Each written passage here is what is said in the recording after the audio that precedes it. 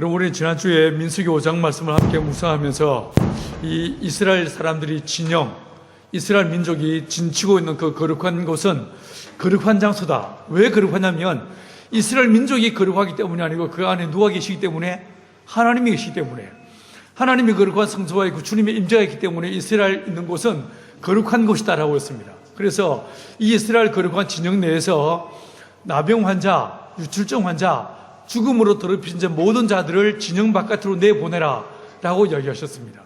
거룩한 곳이기 때문에 그 안에 부정한 것이 있을 수 없다라는 말씀이지 않겠습니까? 여러분, 내보내라고 하셨는데 이 내보내라는 말씀을 통해서 우리가 지난주에 성경을 쭉 찾아봤어요. 예를 들어서 여리고성 전투를 치르고 난 다음에 하나님께서 여리고성에 어떤 것도 취하지 말라고 했지만 아간이 이 금덩어리 하나, 은덩어리 하나, 신할천 외투한별을 이렇게 훔쳤다고 했습니다. 이 아간을 여호수아와 이스라엘 백성들이 어떻게 했습니까? 끌고 진영 바깥으로 나갑니다.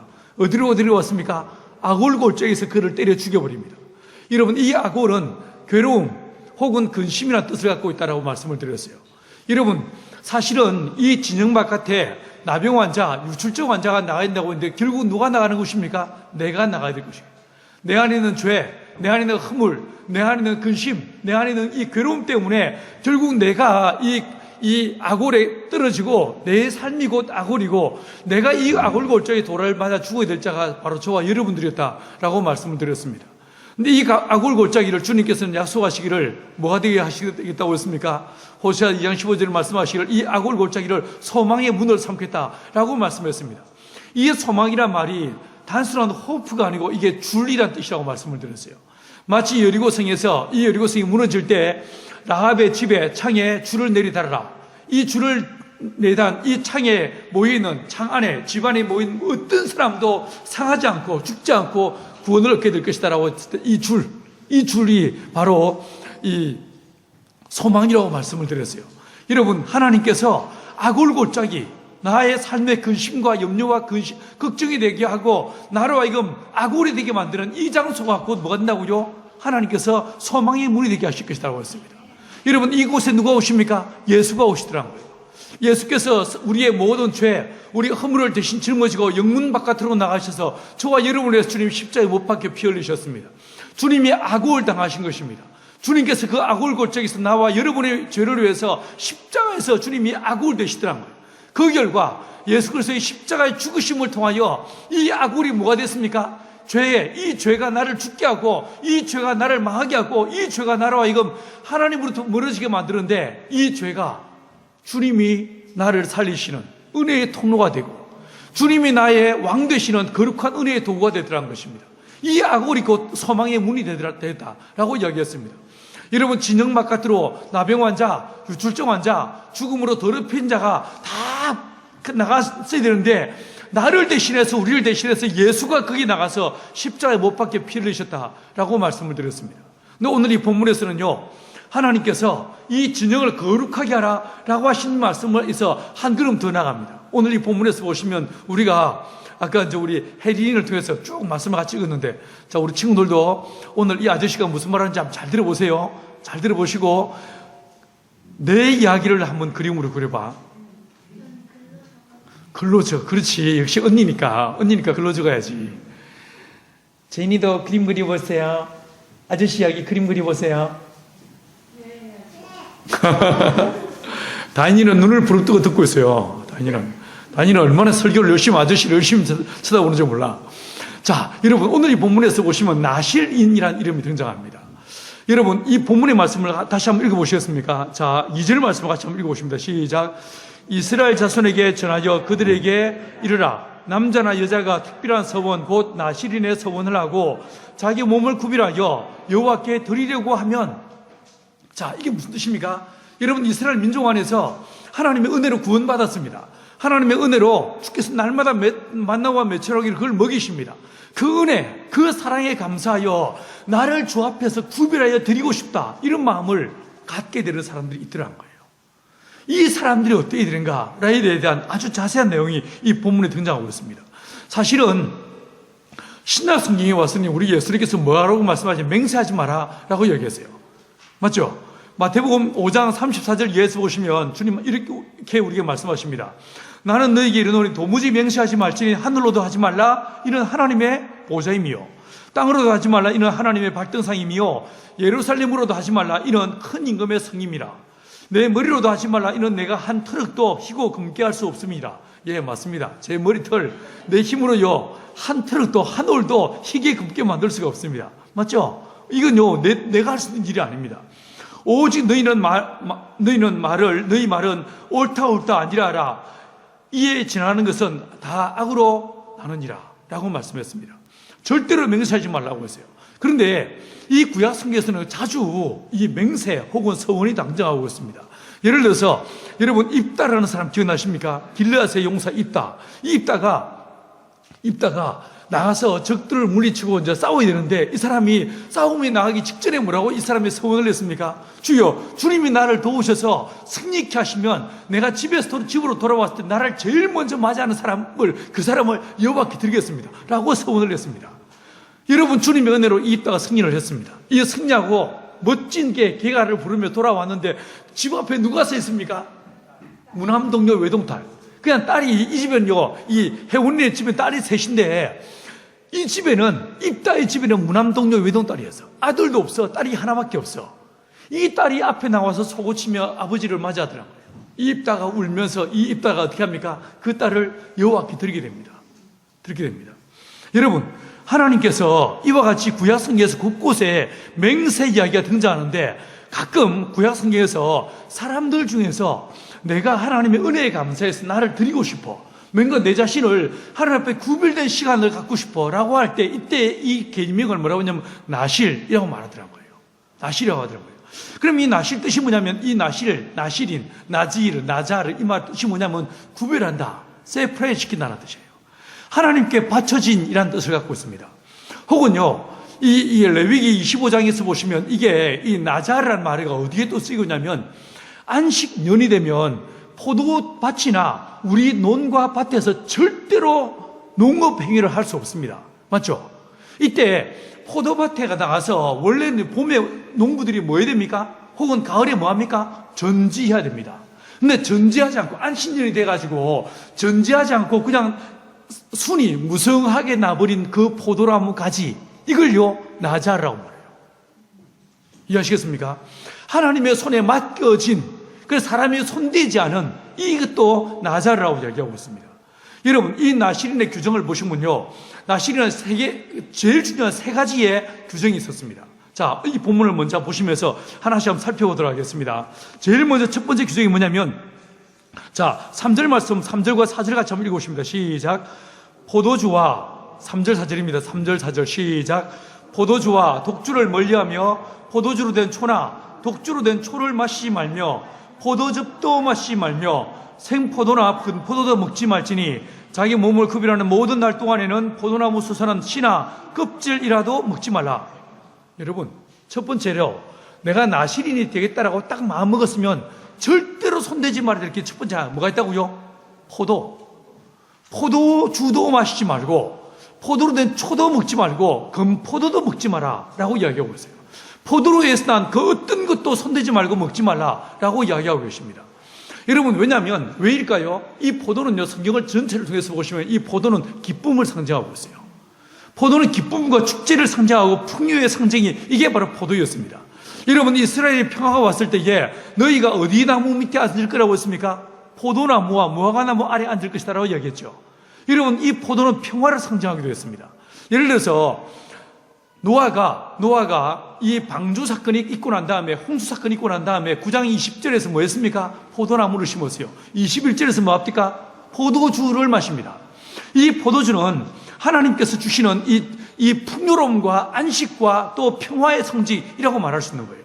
그래서 전도서 10장 19절에서 뭐라고 하냐면 잔치는 희락을 위하여 베푸는 것이요 포도주는 생명을 기쁘게 하는 것이다 라고 이야기했습니다. 한국은 일찌감치 일제시대 때 이 복음이 들어와가지고 우리 안에서 이제 금연운동이 기독교를 중심으로 해서 전국에 펼쳐지게 되었습니다. 그와 더불어서 국채 보상이 일어났어요. 일본이 우리나라에 빚을 지게 만들어서 우리나라를 경제를 이렇게 잠식해 오는 이 상황에서 대구 지역에서 이상록이라는 사람이 중심돼가지고 이 국채 보상 운동을 벌였어요. 이게 민족주의와 기독교가 결합되어지면서 우리나라 안에는 일찌감치 금주, 이게 아주 깊은 가치로 자리 잡고 있었어요. 하지만 서방 기독교에서는 이 포도주가 아주 다반사이었고 일상사이였었습니다. 이 포도주는 뭐라고 했습니까? 생명을 기쁘게 하는 것이라고 말하더라고요. 이 기쁨 혹은 풍요 혹은 평화를 상징하는 것이 포도주였는데, 이 포도주를 뭐하라고요? 끊으라는 거예요. 하나님이 아닌 세상으로 말미암아 그 어떤 기쁨도 내가 취하지 않겠습니다 라고 하는 것이 포도와 포도주와 포도에서 난 그 어떤 소산물도 먹지 않겠다라고 하는 이 표시였던 거예요. 여러분 이사야는요, 이 포도주를 또 다르게 해석하고 있습니다. 뭐라고 말하고 있냐면, 이사야 28장 7절에서 이렇게 말하고 있어요. 그리하여도 그들은 포도주로 말미암아 옆구름치며 독주로 말미암아 비틀거리며, 제사장과 선지자도 독주로 말미암아 옆구름치며 포도주에 빠지며 독주로 말미암아 비틀거리며 라고 말하고 있어요. 무슨 뜻이겠습니까? 여러분, 종교 지도자들과 권력자들이 이 포도주에 취해서 쾌락과 이 방탕함에 자신을 방임하는 이 모습을 포도주와 독주를 즐기는 삶이라고 말하고 있더라고요. 그래서 이 포도주를 멀리한다, 포도를 멀리한다 뜻이 뭐겠습니까? 세상의 모든 쾌락과 즐거움으로부터 나를 구별한다 라는 의미였던 거예요. 그런 의미였던 거예요. 여러분을 기쁘게 하는, 여러분이 혼자 있을 때 여러분의 안식을 위해서 여러분이 하는 게 뭐가 있습니까? 뭐가 있으세요? 여러분이 혼자 있을 때, 여러분이 내가 좀 쉬고 싶어, 릴렉스하고 싶어 라고 할 때 여러분이 하는 게 뭐가 있습니까? 여러분, 이것을요, 여러분 생각할 때 포도주라고 해석하면 되는 거예요. 이걸 뭐 하더라고요? 일정한 기간 동안 끊어버리더라고요. 두 번째로요, 이 본문에서 뭐라고 하냐면, 나시린의 두 번째 규정이 있습니다. 뭐가 있냐면 머리털에 대한 규정이 있었어요. 자, 5절 같이 한번 읽어보십니다. 시작. 그 서원을 하고 구별하는 모든 날 동안은 삭도를 절대로 그의 머리에 대지 말 것이라. 자기 몸을 구별하여 여호와께 드리는 날이 차기까지 그는 거룩한 적 그의 머리털을 길게 자라게 할 것이며 라고 했어요.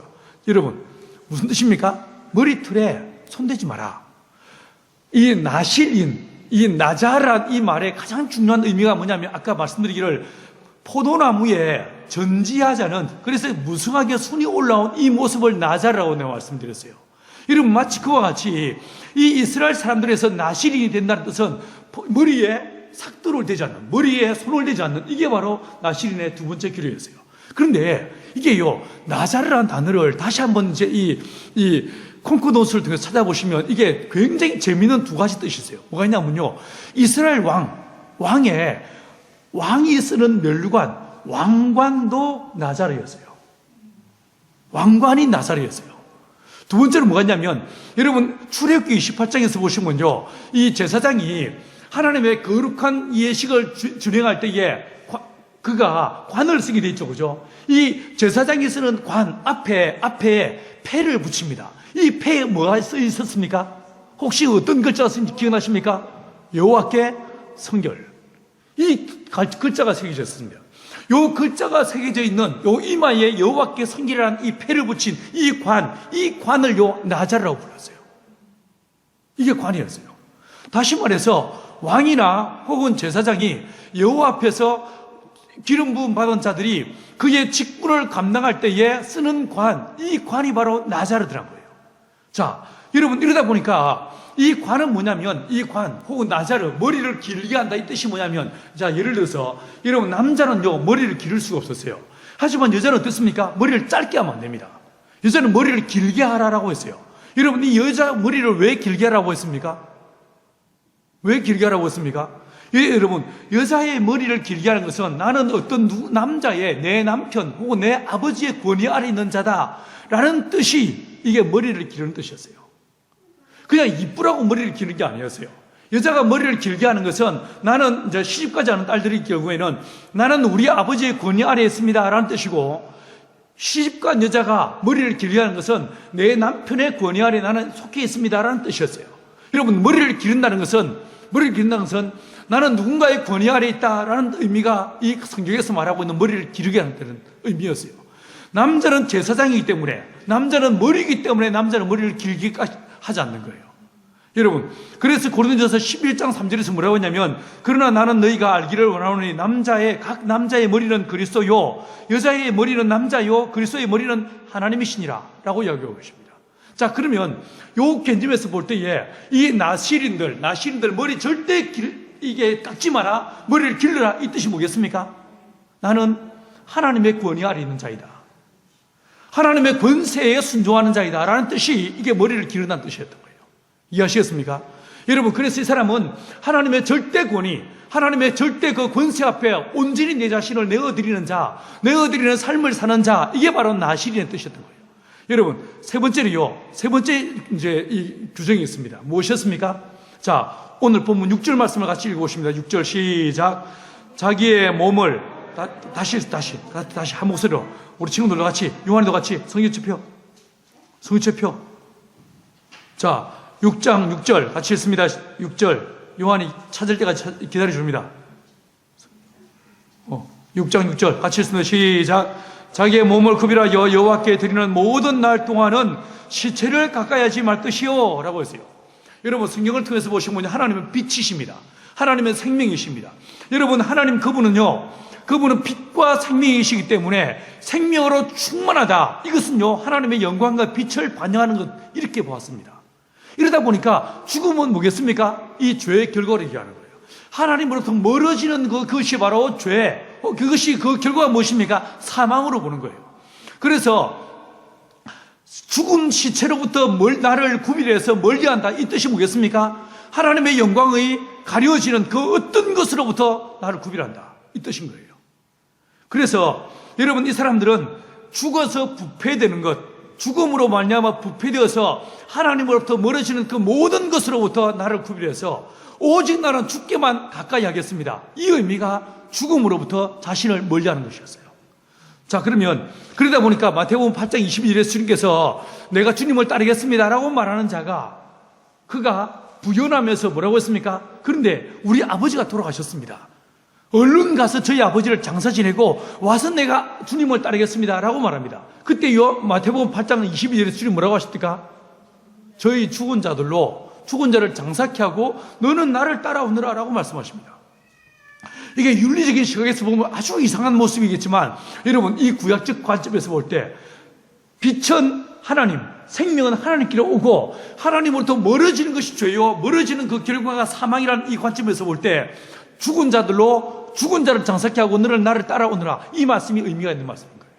그래서 이 나시린들은 세 번째로 절대로 죽음으로 자기를 더럽히지 않는, 죽음과 가까이 하지 않는 이런 삶을 살기를 결단하더라는 것입니다.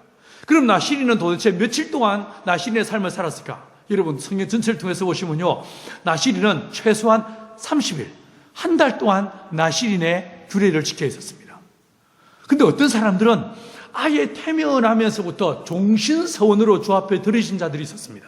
예를 들어서 누가 있었습니까? 삼손이었어요. 삼손은 아예 태어나면서부터 하나님 앞에 구별된 자였습니다. 제가 한번 읽어보겠습니다. 사사기 13장 5절이에요.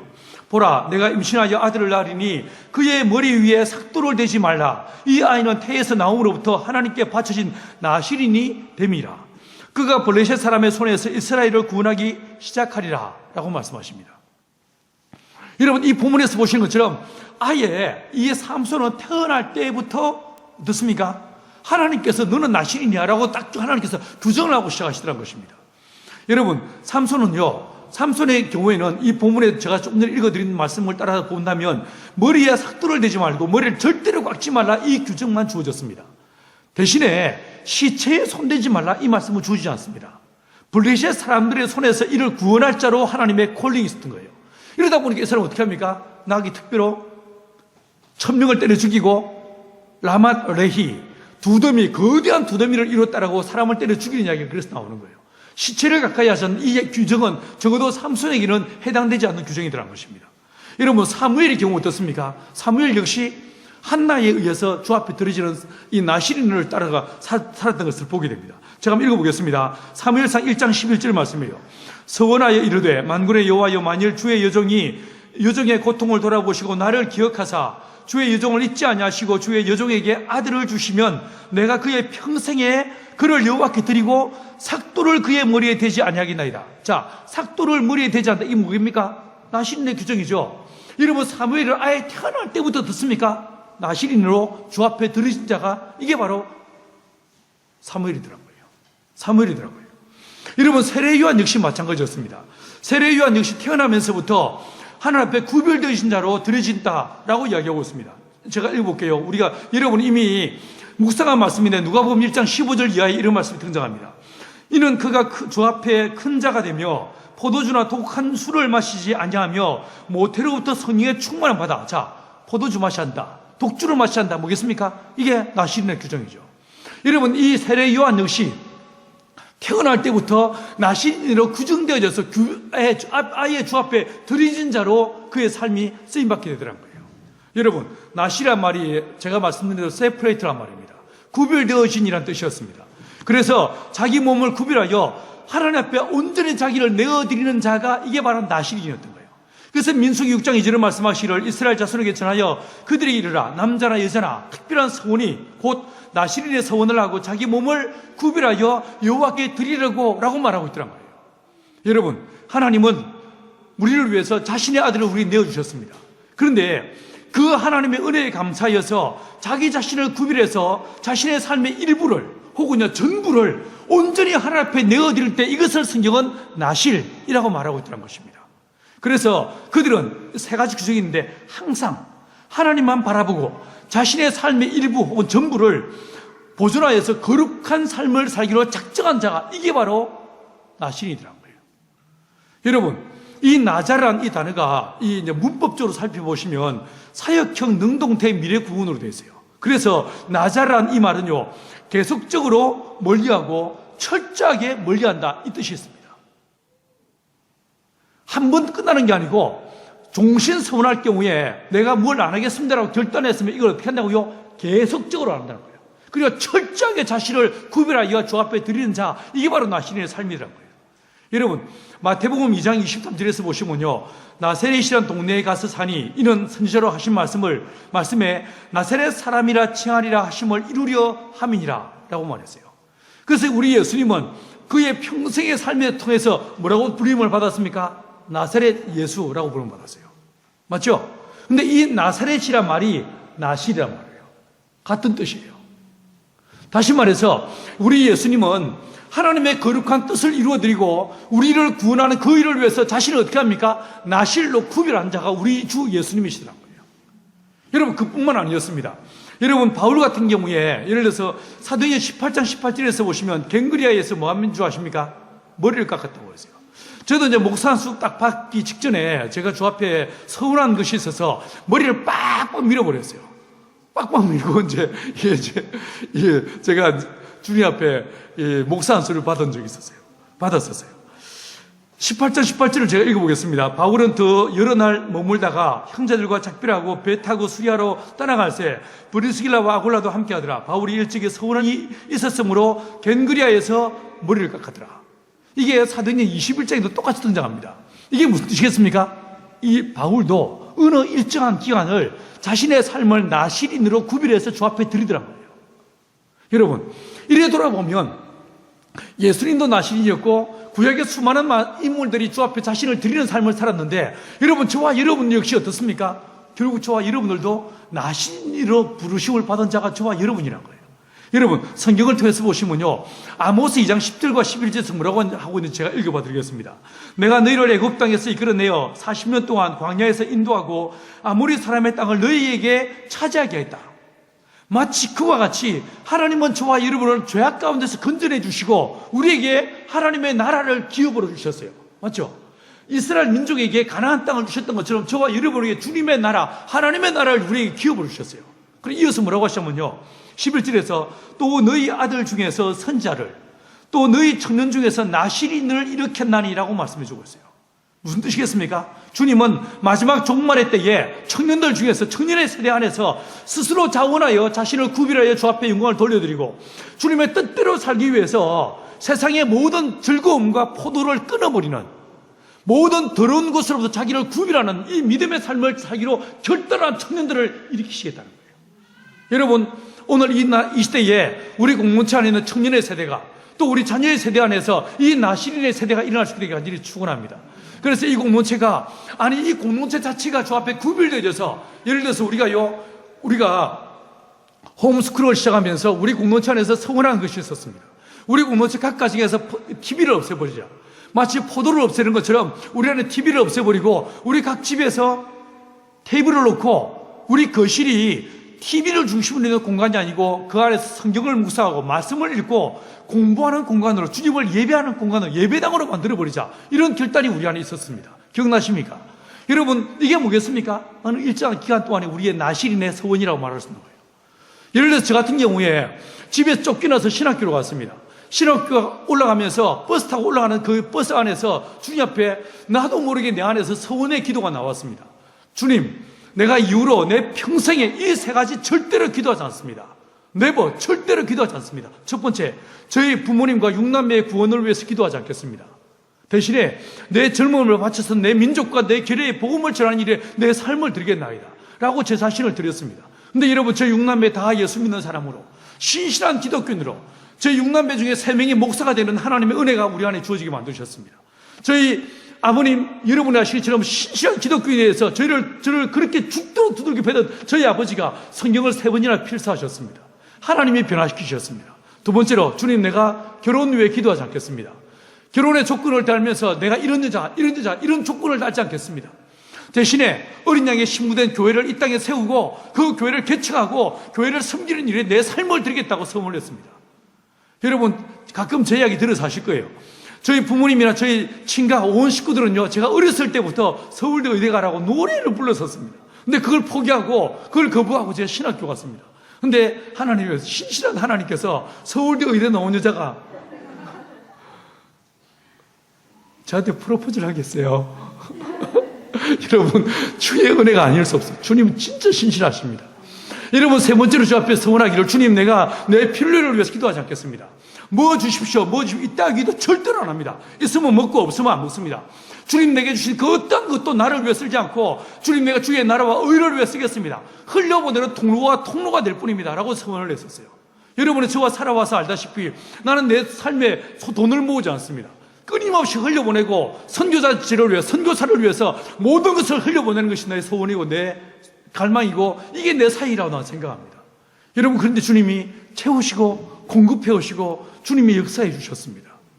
여러분, 하나님께서 내 삶 가운데 또 우리가 이 의성의 공동체 시작할 때에 아무것도 없이 이곳에 나왔음에도 불구하고 우리 하나님은 얼마나 신실하게 우리의 필요를 채우시고 우리의 걸음을 인도하신지 여러분들이 증인이지 않습니까? 우리가 증인들이지 않습니까? 그렇지 않습니까? 하나님이 해오셨습니다.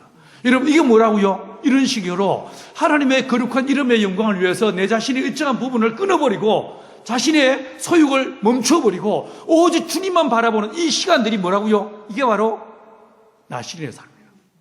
주님께서는 저와 여러분을 구약시대는 어떤 특별한 사람들을, 삼손같이 사무엘같이 특별한 사람들을 나시린으로 부르셨지만, 사실은 이 신약시대는 저와 여러분 모두를요, 하나님은 나시린으로 부르신 거예요. 여러분, 그래서 베드로전서 2장 9절에서 뭐라고 하십니까? 주님 뭐라고 했습니까? 같이 이 말씀 같이 한번 읽어보실까요? 베드로전서 2장 9절. 여러분 다 아시는 구절인데, 신약 성경 베드로전서 2장 9절. 우리 혜원이는 성경을요 정확하게 찾을 수 있어요. 역시 믿음의 집의 딸이야. 베드로전서 2장 9절. 이게 너무 중요한 구절이기 때문에 같이 한번 찾아보십니다. 요한에도 빨리 찾아. 배전.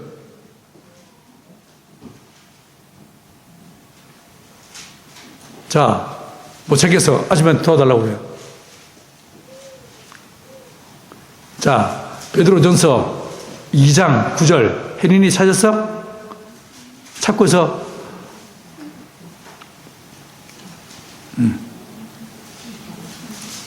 베드로전서 2장 9절.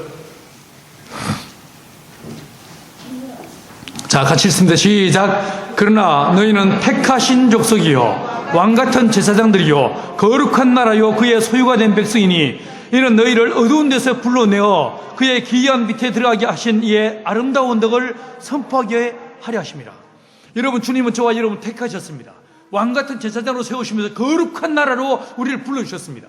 하나님의 소유로 우리를 택하여 주셨습니다. 이게 뭐겠습니까? 쉽게 말하면요, 우리를 나 시인으로 부르셨다는 거예요. 여러분, 우리의 삶 속에서 올해 1년 2021년도로 살아가면서 내 자신의 쾌락과 욕망을 추구하는 자들이 아니라 하나님의 나라와 의를 위해서 나의 부분을 일정한 부분을 끌어버리고 멈춰버리고 주님의 나라와 영광을 위해서 내 자신을 오롯이 내어드리는 믿음의 삶을 사는 저와 여러분들이 간절히 축원합니다. 여러분, 올해 1월달을 살아가면서 내가 주님의 나라와 의를 위해서 내가 어떤 부분을 내가 멈출 것인가, 어떤 부분을 내가 닫아버릴 것인가, 어떤 부분에 내가 열쇠를 걸어 잠글 것인가를 깊이 묵상하시면서 하나님의 이름을 위해, 주님의 나라를 위해서 나의 것을 내어드리는, 그래서 거룩함으로 주님의 이름을 높여드리는 그 서약과 서원이 우리 안에 있게 되어서 이 삶이, 올해 1년의 삶이 주님만을 높여드리고 주님만 바라보고 주님만 따라가는 믿음의 삶을 사는 저와 여러분 되시기를 간절히 축원합니다. 기도하시겠습니다.